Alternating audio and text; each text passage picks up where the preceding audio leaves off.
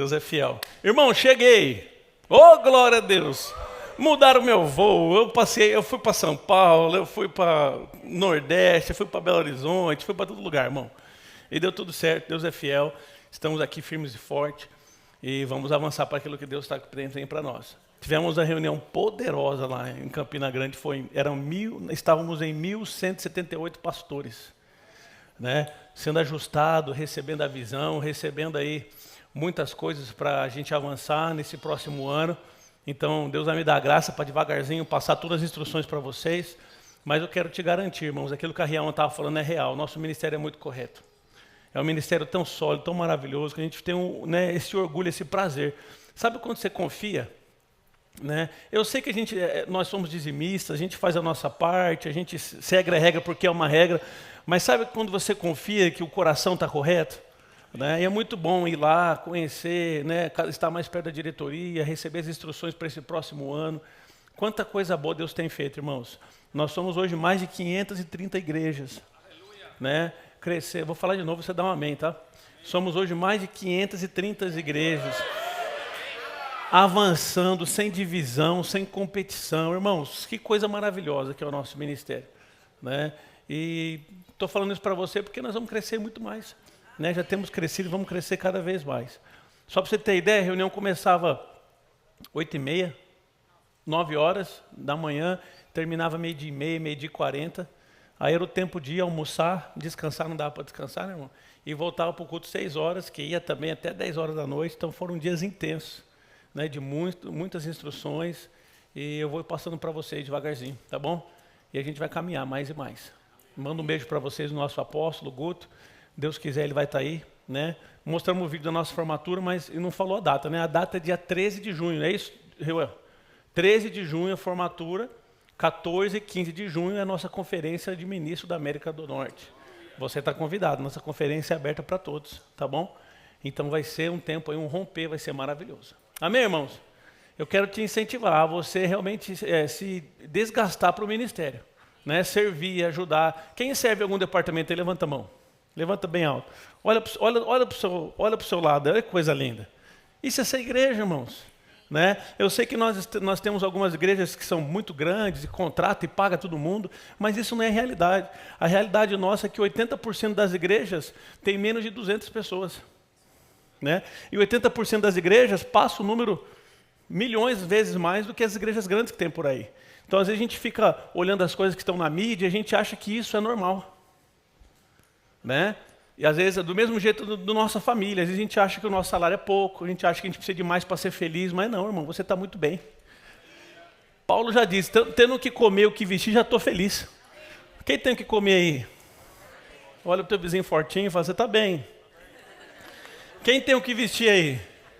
Pronto, já é o suficiente para a gente estar feliz, irmão.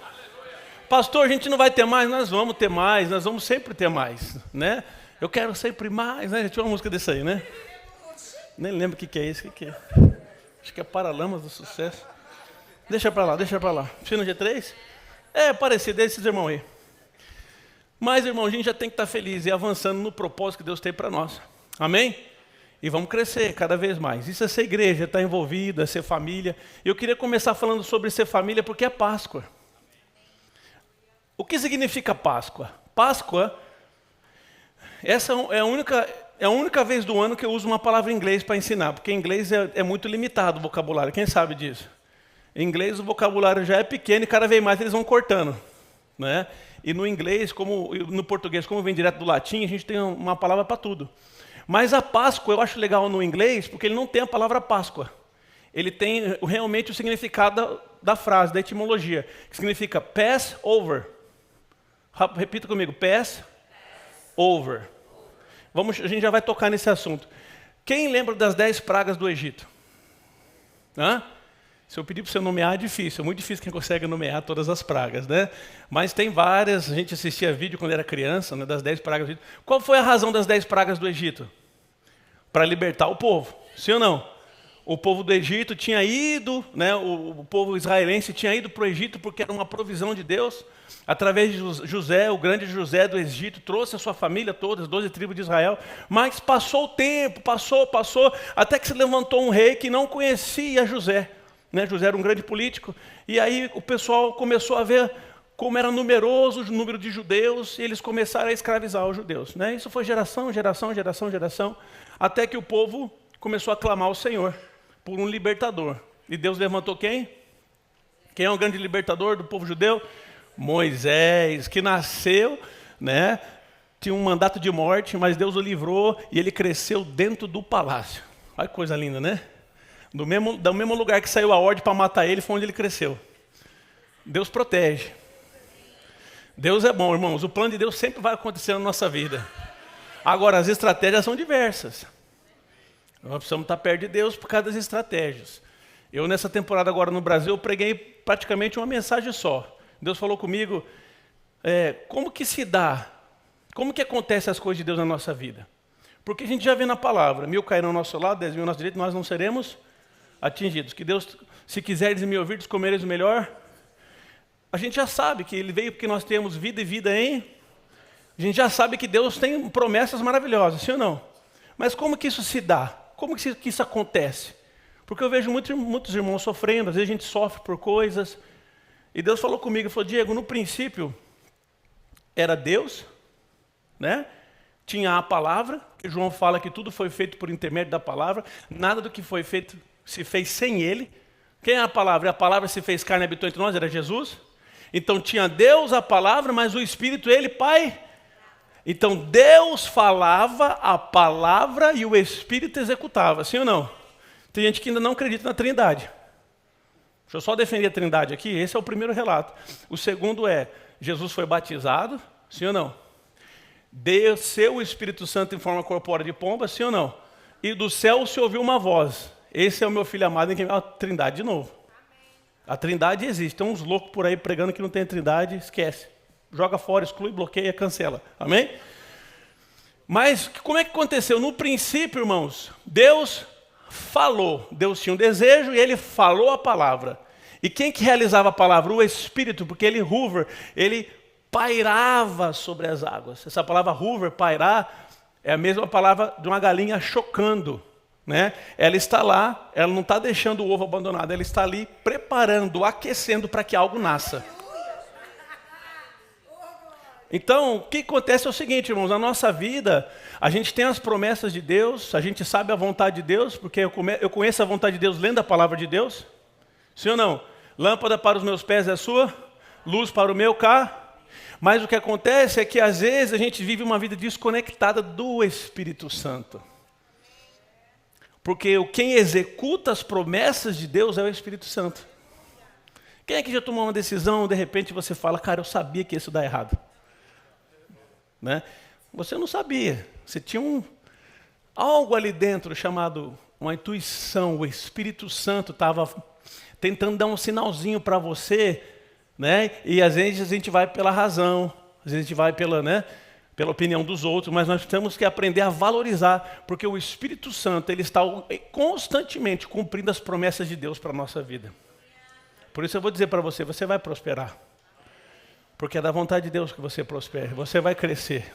Você não vai ficar sozinho, você vai ter amigos, você vai crescer em família, você não vai estar desamparado. Mas tudo isso vai se dar com o guiar do Espírito Santo, amém? Por isso que ele diz que eu estou procurando, né? A mulher chegou para ele e falou assim, aonde que a gente adora? No Monte Sinai, aqui, lá em Samaria. Jesus falou, filha, já chegou a hora em que os verdadeiros adoradores adorarão ao Pai em espírito, porque é esse que os pais procuram, é esse que o Pai procura para si.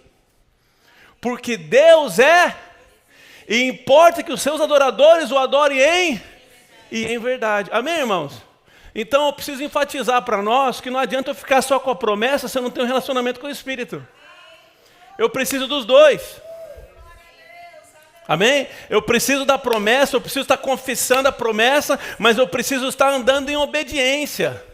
Deus quer te prosperar e já faz semanas que Ele fala para você perdoar e você fala que não. Ou seja, você não vai prosperar. Estou dando um exemplo, não é uma palavra profética, tá bom? Então as coisas vão acontecer com o guiado do Espírito Santo. Ele vai falar, faz isso, faz aquilo, faz aquilo, faz aquilo. Quem já foi guiado pelo Espírito Santo? Quem já fez algo que você fala, rapaz, isso aqui só podia ter sido Deus? E assim Ele quer fazer com a sua vida inteira, irmão. Tudo vai dar certo, tudo vai acontecer. É a promessa e o Espírito Santo. De fato, a Bíblia fala que aqueles que são filhos de Deus são guiados pelo Espírito de Deus. Quem é filho de Deus aí? Não levanta a mão, mas por que às vezes sentimos abandonados? Quem está se sentindo abandonado? Quem está se sentindo rejeitado? Quem está se sentindo sozinho? Porque não tem visto as promessas acontecer na sua vida. Mas o Espírito Santo vai te guiar. E você vai ver cada promessa se concretizando na sua vida. Amém? Deus é fiel? Então essa foi uma palhinha do que eu preguei muito no Brasil. Mas deixa eu voltar aqui. Páscoa. Vamos lá. Passover. Fala para o seu vizinho. Passover. Então o povo ficou preso no Egito. E aí Deus levanta um libertador, Moisés, ele vai por diversas vezes falar com o faraó, deixa o meu povo ir para adorar a Deus no deserto. Deixa o meu povo ir, até que faraó não obedece à instrução de Deus. E Moisés faz o quê? Moisés clama ao Senhor e Deus fala para Moisés, vão mandar pragas, 10 pragas. Eu não sei se você sabe, mas cada praga tinha um objetivo de confrontar um deus egípcio. Se você estudar, pega para você estudar cada praga. A dos sapos, a do sangue, a da mosca, a das úlceras, a do sol, de cair meteoro, gafanhoto, do sangue já foi. E o último que é a morte do primogênito. Cada uma das pragas, Egito tinha um Deus relacionado que ele adorava. Então como que Deus libertou o seu povo? Provando para Faraó que o nosso Deus é o maior. Eu vou ficar só desse lado, o povo daqui não dá um amém, cara. Ou nós vamos ter que misturar, vou ter que... Como é que Deus libertou o povo? Você não quer deixar meu povo ir? Então tá bom, eu vou confrontar cada um dos seus deuses para mostrar quem que é o Deus verdadeiro. O nosso Deus é o Deus verdadeiro. Amém, irmãos? E aí, qual foi a última praga? A morte dos primogênitos. Tudo que era primeiro, tudo que era primogênito. Primeiro do gado, primeiro do bode, primeiro de tudo, até as crianças, o primeiro morria. Essa foi a praga. As mães já estão falando misericórdia aí, né? Só que o que aconteceu? Aí veio a instituição da Páscoa. Deus deu ordem através de Moisés e falou, o negócio é o seguinte, a última praga vai acontecer, que vai ser a morte dos primogênitos. Porém, para que essa praga, para que o anjo da morte não passe e essa praga não afete o seu lar, o que você vai fazer? Presta atenção. Você vai pegar um cordeiro, você vai matar ele, você vai fazer um churrasquinho com alho, ervas, tá? Você vai comer a carne. Porém, o sangue você vai pegar e passar nos umbrais das portas. Quem está conseguindo lembrar alguma história parecida com isso? Você vai pegar o sangue do cordeiro e passar nos umbrais das portas, porque na noite que a última praga for acontecer, o anjo da morte vai passar, eliminando todos os primogênitos, todos. Porém, a casa que houver o sangue aspergido sobre os umbrais, a morte não vai entrar. O anjo ele vai pass over. Entendeu? Ele vai fazer a Páscoa, ele vai poupar, ele vai passar por cima.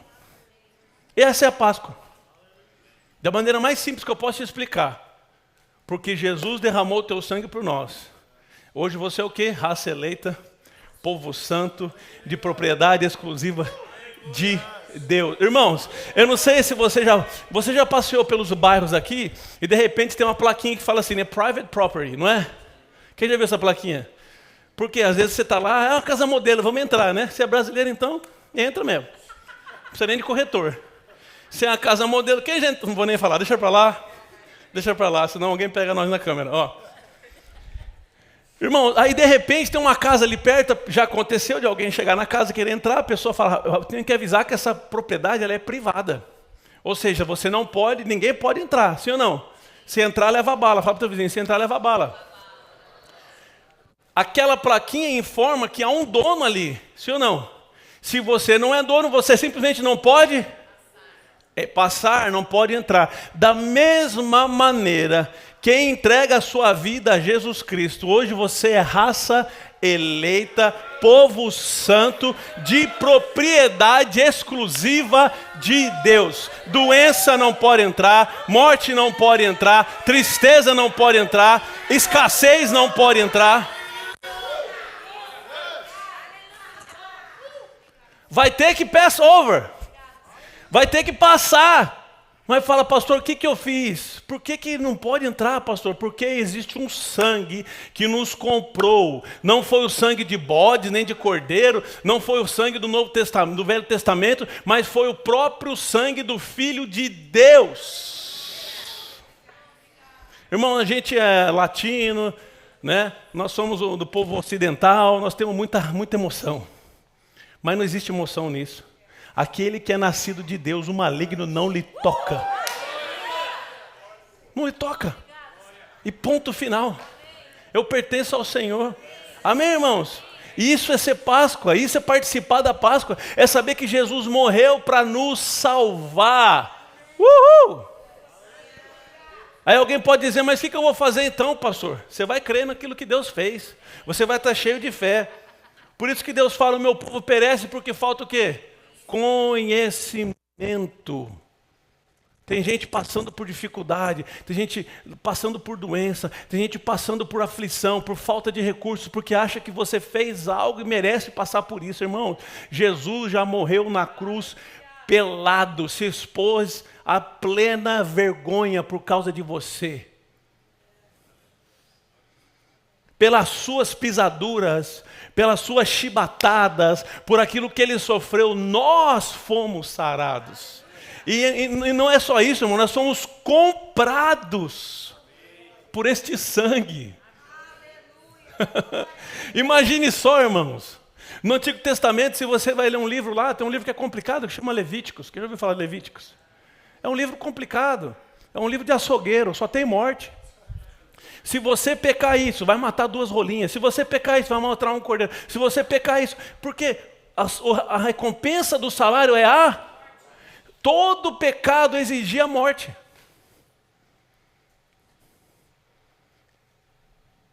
O povo, o sumo sacerdote, a figura mais próxima hoje é um açougueiro. Era o dia inteiro matando bicho. Das 7 da manhã às 7 da noite. O dia inteiro matando bicho, jogando sangue.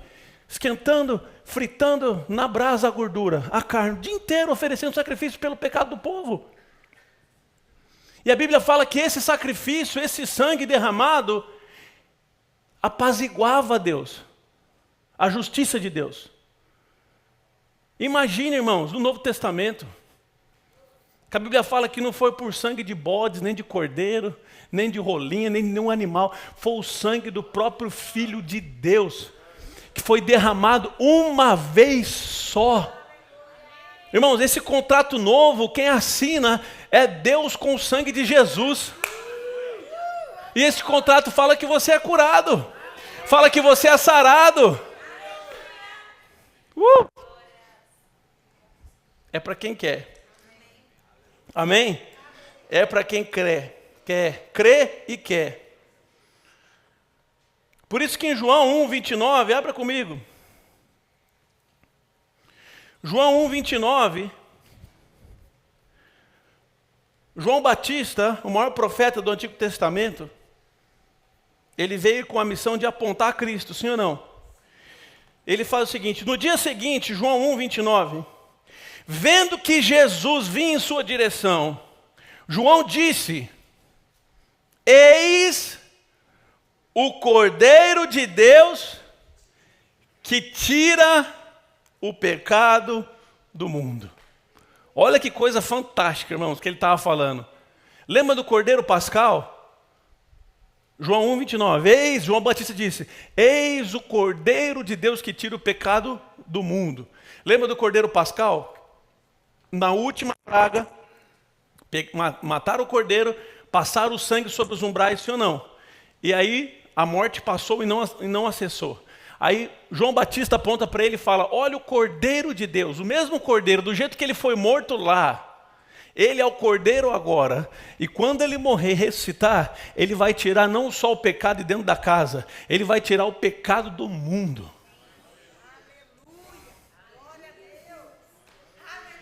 Aí alguém fala para mim, pastor, mas não é justo. Um sacrifício só, todo mundo agora pode ir para o céu. É justo, irmão, do mesmo jeito que foi um pecado. Do mesmo jeito que um pecado só e todo mundo vai para o inferno. Por causa de Adão. Sim ou não? Isso é Páscoa, irmãos. Você está dando graças a Deus por isso? Eis o Cordeiro de Deus que tira o pecado do mundo. Por isso que hoje nós vamos tomar ceia. Amém? O povo estava seguindo Jesus e Jesus tinha feito a multiplicação de pães. Pronto. Você quer ver alguém seguir você, é só a pessoa ter interesse, né? E Jesus fez a multiplicação de pães, o povo começou a seguir Jesus. Aí Jesus fala, vocês estão aqui para comer, né? Deixa eu falar para vocês, se você não comer da minha carne, se você não tomar do meu sangue, você não tem parte comigo. Pronto, aí o povo se escandalizou. Aí Jesus estava bravo, virou para os discípulos e falou, e vocês, não vão embora também não? Porque o povo começou a ir embora. Aí Pedro vira e fala, Senhor, para onde nós iremos, se só tu tem as palavras de vida? Não é? O que Jesus estava falando? Da ceia, irmãos. A gente está constantemente atrás de pão. Nós estávamos constantemente atrás de melhorar nossa vida. Jesus falou, cara, você quer isso? Isso eu posso te dar. Mas eu quero que você coma da minha carne e beba do meu sangue. Eu quero que você seja um comigo. Eu não quero só que você tenha um relacionamento de interesse. Eu quero que você seja da minha família. Isso é ceia, irmãos. Isso é ser um com Cristo. Por isso, quando nós tomamos a ceia, quando nós comemos o pão, a Bíblia fala que nós devemos julgar nós mesmos e não podemos andar, continuar em mágoa, rancor. Como eu posso ter comunhão com Deus se eu não tenho comunhão com os meus irmãos? Não tem. Brother Rega conta nos seus livros, diversas vezes, ele ia orar por alguém, Deus falava, não ore por ela, porque ela não vai receber a cura, porque ela está vivendo em mágoa e rancor. Quantas vezes? Eu lembro de uma certa vez que ele falou que foi orar para uma pessoa que estava acamada para morrer. Ele falou, não ore por ela, porque eu já julguei ela. E ela vai morrer. Ele falou, por quê? Porque ela não andou em amor. Eu dei oportunidades para ela perdoar. E ela já está julgada, ela vai ter que partir. Aí você fala, pastor, essa pessoa foi para o inferno? Acredito que não. Mas ela foi julgada, porque falhou no seu andar em amor. Amém, irmãos? Nós cremos nisso, irmãos. Nós não cremos em libertinagem. Nós não cremos na graça para você fazer o que você quiser, fumar o que quiser, beber o que trair o quanto quiser. Não, isso não é graça, irmãos. Isso é o contrário de graça. Paulo fala, se você sabe aquilo que Jesus fez, te libertou, e você volta a viver por pecado, já não há salvação para você, porque você está sujando, ultrajando a graça de Deus. A graça vem para nos libertar e para nos dar uma condição, para uma santidade, uma consagração na qual antes nós não conseguimos por nós mesmos. Por isso que ele fala, aquele quem rouba não roube mais, quem furta não furta mais, mas viva agora de acordo com o seu chamado. Sede santo como o vosso Pai é santo. Essa palavra que te liberta, essa palavra que te aceita, é a mesma palavra que te levanta e fala, agora sim você pode. Se você andar no fruto do Espírito, jamais satisfarei os desejos da sua carne. Irmão, desculpa, mas o que tem de gente pregando aí, falando palavrão no púlpito? Irmão, isso está errado. Não mexe nesses assuntos que eu fico nervoso. Você sabe que eu fico nervoso com essas coisas? Isso está errado, irmão. Pastor bebendo cerveja. Aqui assim, ó. Amém? Isso está errado, irmãos. Essa graça veio para nos libertar, mas já que somos libertos, agora eu produzo frutos. Agora as pessoas sabem que eu sou crente, do jeito que eu ando, com o que eu visto. Eu não posso vir para cá, tá com...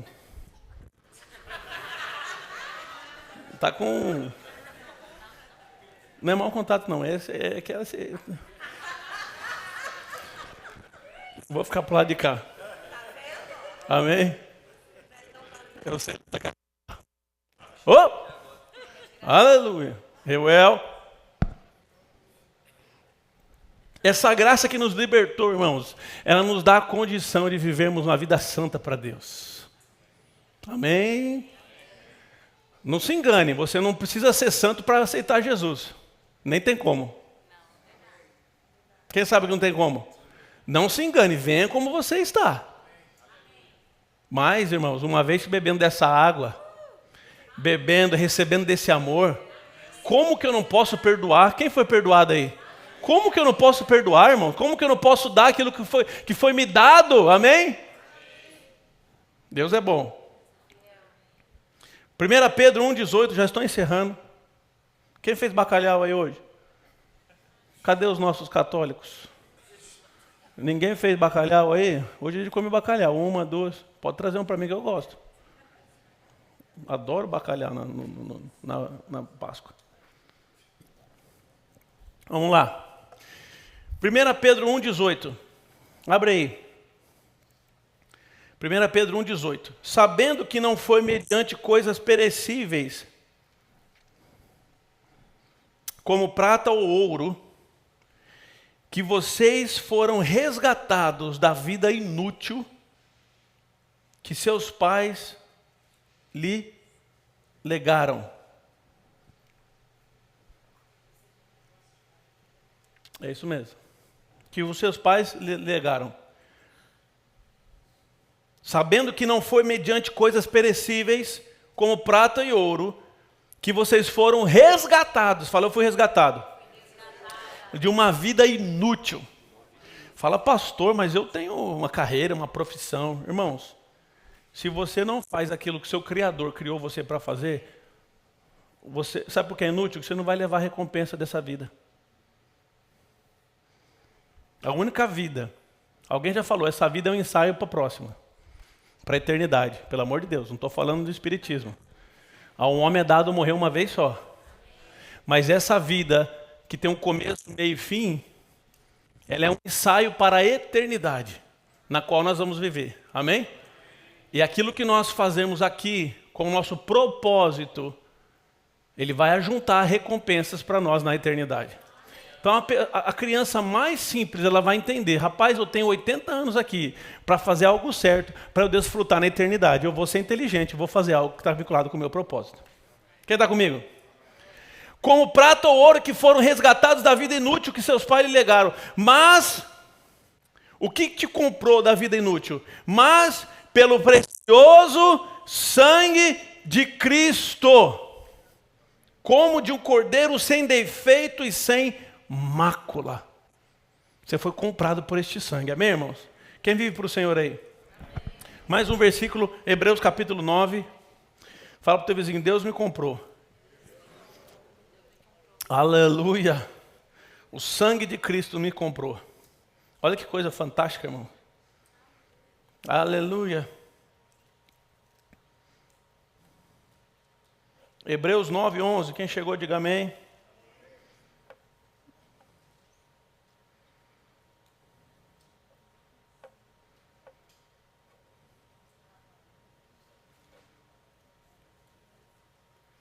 Aleluia.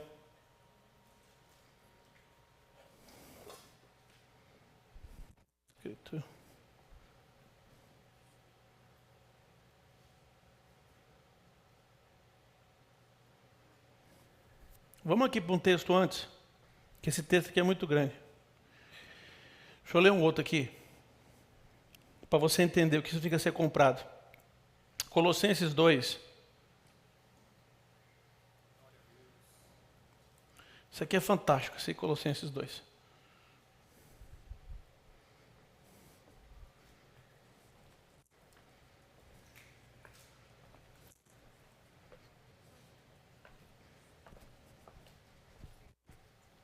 Versículo 6, Colossenses 2, 6, diz assim, Colossenses 2, 6. Portanto, assim como vocês receberam Cristo Jesus, o Senhor, continuem a viver, estando enraizados, edificados nele e confirmados na fé, como foi ensinado a vocês, crescendo em ações de graça, tendo cuidado para que ninguém venha enredá-los com sua filosofia e vãs sutilezas, conforme a tradição dos homens, conforme os rudimentos do mundo, e não segundo a Cristo. Porque em Cristo, nele habita corporalmente toda a plenitude da divindade. Fala uau. Quer conhecer a Deus? Vai para Jesus. Também nele vocês receberam a plenitude. Ele é o cabeça de todo principado e potestade, amém?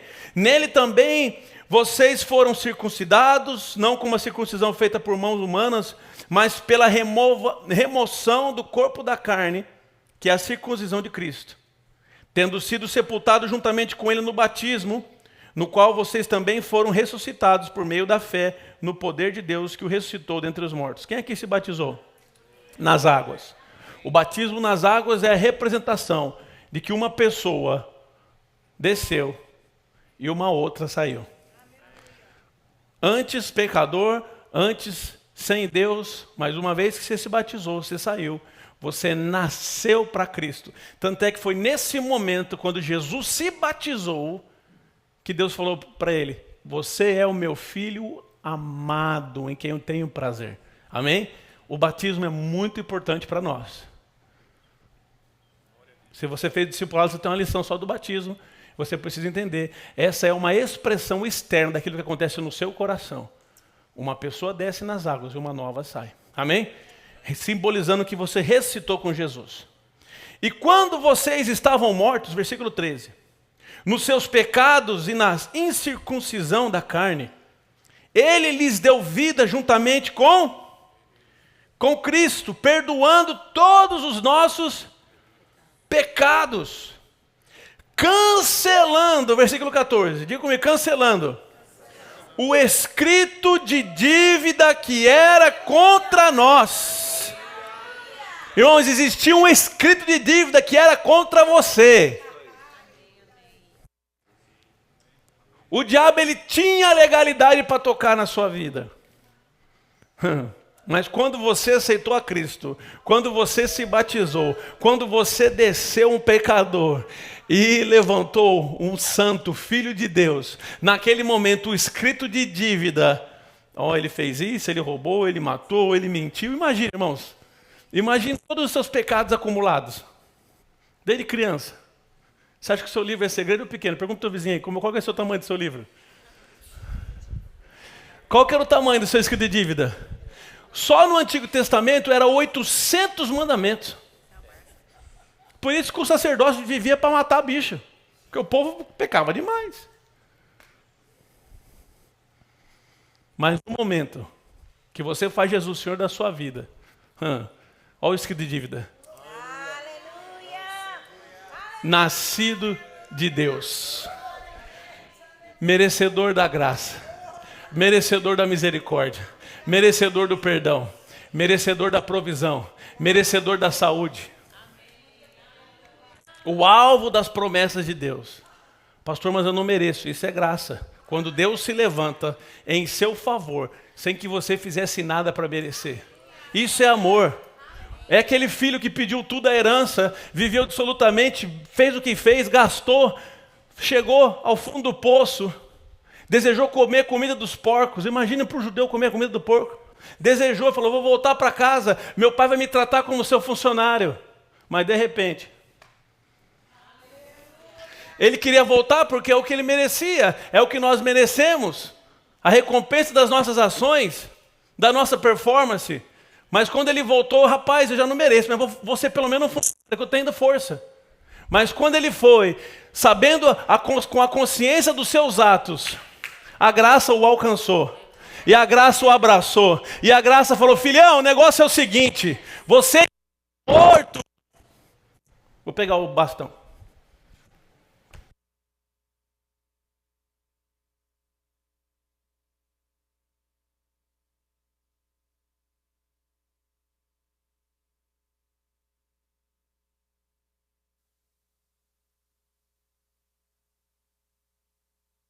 Muda suas sandálias, não importa onde você andou, não importa o que aconteceu, não importa o quanto você se sujou, vamos se batizar, vamos nascer de novo, e bota esse anel de autoridade, porque o meu filho estava morto, mas hoje ele reviveu.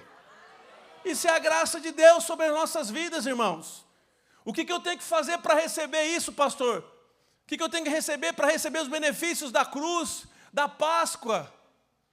Só vim em direção a Deus. Só vim em direção a Deus. Fala, Pai, eu estou aqui. Eu estou aqui.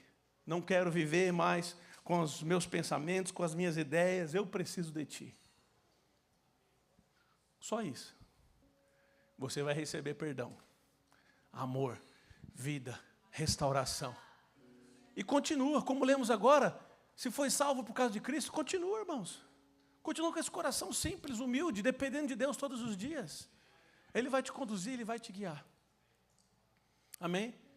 Por isso que eu quero convidar você hoje, a gente tomar essa ceia de maneira diferente, consciente daquilo, de onde nós estamos em Cristo Jesus. Cancelando o escrito de dívida que era contra nós, e que constava de ordenanças, o qual nos era prejudicial, removeu-o inteiramente, presta atenção, cravando-o na cruz. Por isso que Isaías fala, o castigo que nos traz shalom. O castigo que nos traz shalom, é uma palavra antiga que está na moda agora, né? O castigo que nos traz shalom estava sobre ele, e pelo aquilo que ele sofreu, pelas suas pisaduras, nós fomos sarados, restaurados, curados, aceitos, amados, perdoados, providos. Esse é o Evangelho, irmãos. Sabe o que tem de nós no Evangelho? Fala para o teu vizinho, nada. Qual a diferença de toda outra religião? Você tem que fazer sempre algo para ser salvo. Ou você tem que nascer de novo, como o Espiritismo, nasce, vai apurando. Ou o budismo, que você tem que servir, e nascer também, de novo, ele também acredita na reencarnação, para chegar no nirvana. Ou às vezes no catolicismo, você tem que pagar a promessa, andar de joelho.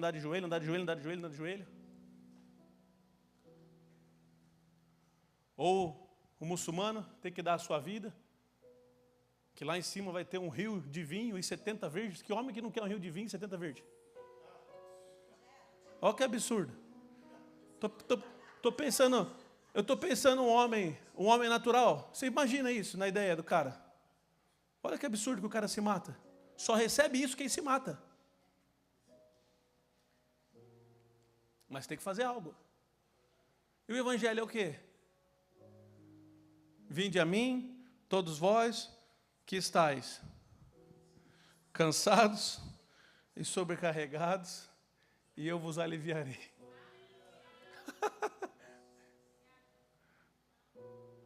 Jesus, aqui ó, sendo ó, pá, causando dor, irmão. Pai, perdoa eles aí, eles não sabem o que faz. Que nível que é esse, irmão, de amor, de perdão, que foi derramado para nós? Que nível que é esse, de graça? Está sobre a sua vida, está sobre nós. É por isso que nós dizemos para Ele, é por isso que nós somos crentes, irmão. Porque Ele falou, eu sou o caminho, a verdade e a vida, ninguém vê ao Pai se não for por mim. Ele foi o único que desceu do céu para fazer a vontade de Deus, e a vontade de Deus era matar o seu filho por amor a você. Como eu posso conquistar as coisas? Como eu posso fazer as coisas e dizer que fui eu? Como? Foi Deus. Fala para o teu vizinho, é Deus na sua vida. Amém? Isso é a Páscoa. Vamos ficar de pé. Isso é a Páscoa, irmãos. É por causa do sangue de Jesus que nos comprou. Deixa eu ler mais um texto. Olha para mim. Olha que coisa linda. 1 João, vem comigo para a gente encerrar.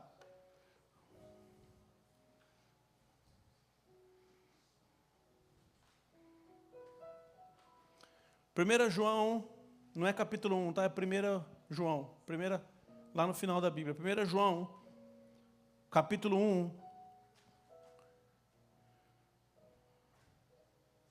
versículo 5. Quero que você leia isso, para a gente encerrar. Você está recebendo algo nessa manhã? 1 João 1, 5 diz assim: a mensagem que dele ouvimos e que anunciamos a vocês é esta. Olha João falando, a mensagem que ouviu e anunciou para vocês é esta, essa é a mensagem. Deus é, e não há nele treva alguma. Se dissermos que mantemos comunhão com Ele, e andamos, praticamos as obras das trevas, mentimos e não praticamos a verdade.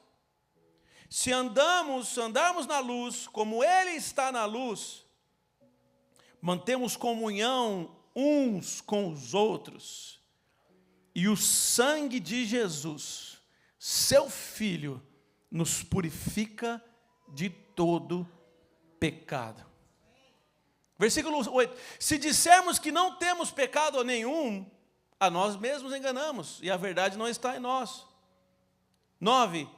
Se confessarmos os nossos pecados, Ele é fiel e justo para nos perdoar os pecados e nos purificar de toda injustiça. Se dissermos que não cometemos pecado, fazemos dele um mentiroso e sua palavra não está em nós.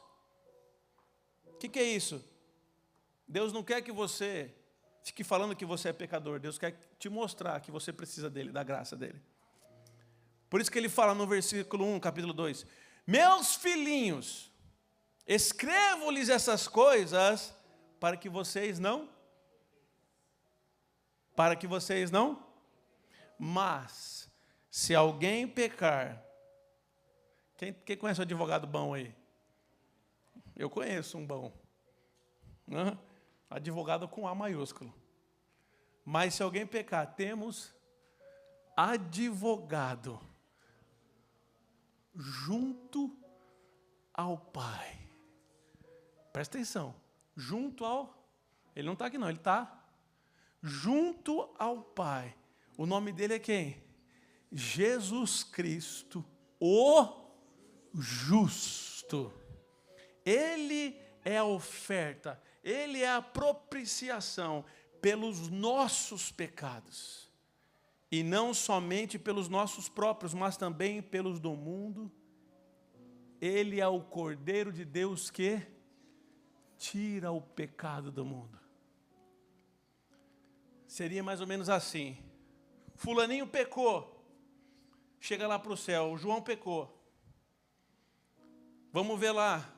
Qual o artigo, o que ele infringiu, qual a transgressão dele. A hora que vai puxar o histórico para ver, tem um advogado lá e fala, eita, eu estou aqui. Eu comprei ele com meu sangue. Eu paguei o preço na cruz do Calvário. O escrito de dívida que era contra ele.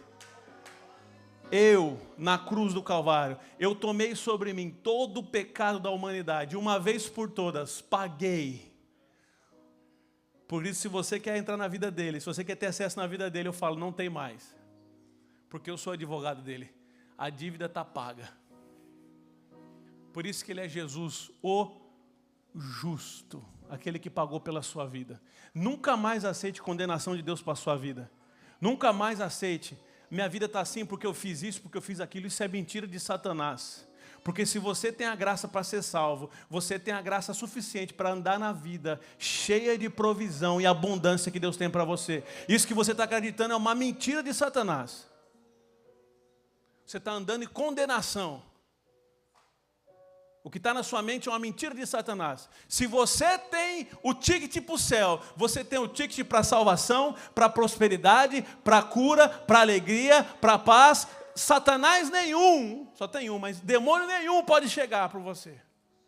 Se você vai para o céu, já está tudo incluso nesse ticket. Agora, como é que eu ativo isso? Com a sua fé. Se quiseres em mim, se creres, verás. Não permita condenação, porque já não há condenação para aqueles que estão em Cristo Jesus, porque a lei do Espírito e da vida te livrou da lei do pecado e da morte. Amém, irmãos? Acorda de manhã, qual promessa você vai ativar?